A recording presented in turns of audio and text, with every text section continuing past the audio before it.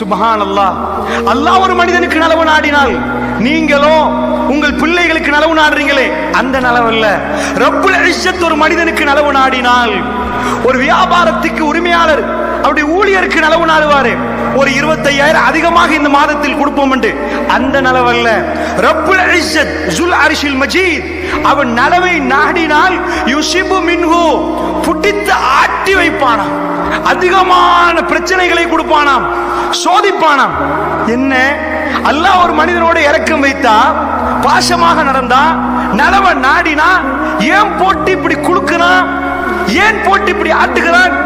ஒரு மனிதனோட அல்லாஹ் இரக்கமாக இருந்தா, உங்க பிள்ளையோட நீங்க இரக்கமாக இருந்தா, ஒரு பெரிய பாறாங்கல்லை தூக்கி அங்க வைக்கணும் உங்க புள்ள.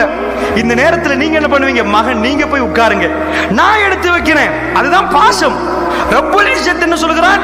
நான் ஒரு மனிதனுக்கு நலவு நாடினால், நலவு என்பது எக்கச்சக்கமான நலவுகள் இருக்குது, நான் என்ன பண்ணுவேன் தெரியுமா? அவனை சோதிப்பேன் என்கிறான். உண்மையாக இந்த சித்தாந்தத்தை ஒரு மனிதன் முஃமின் சரியாக புரியணும்.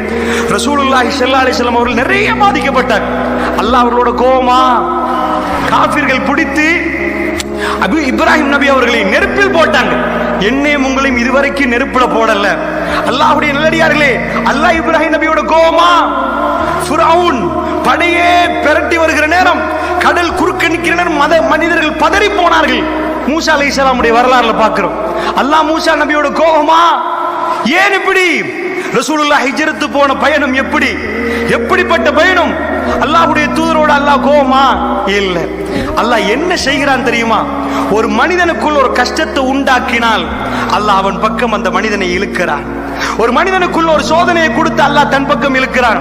இதுவரைக்கும் தஹஜ்ஜத்தில் எழும்பாதவர் புள்ள ஐசியூல தன்னுடைய சஜிதாவுல தலையை வைத்து விட்டு அல்லாஹ்வோட அழுது பேசுவார், தேம்பி தேம்பி அழுது பேசுவார். அல்லாஹ்வுக்கு அந்த அடியானை தன் பக்கம் இழுக்க வேண்டி இருந்தது. அல்லாஹ்வுக்கு அந்த அடியானை தன் பக்கம் பேச வேண்டும், தன்னோடு பேசுவதற்கான வாய்ப்பை கொடுப்பதற்கு அல்லாஹ் வாசலை திறந்து கொடுக்கிறான்.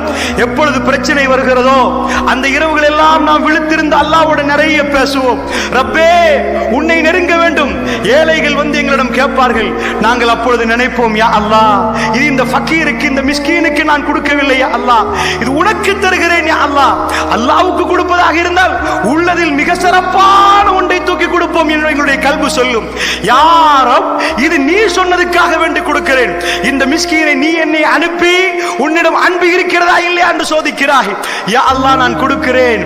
அல்லாஹ்வுடைய நல்லடியார்களே, ஒரு மனிதன் அந்த இரவுகளை எல்லாம் கடந்து விட்டு திரும்பி பார்த்தால், வாழ்க்கையில் இன்பமான மறக்க முடியாத நாட்கள் என்று கேட்டால் அவன் திரும்ப கொஞ்ச நாள் யோசித்து பார்ப்பான்.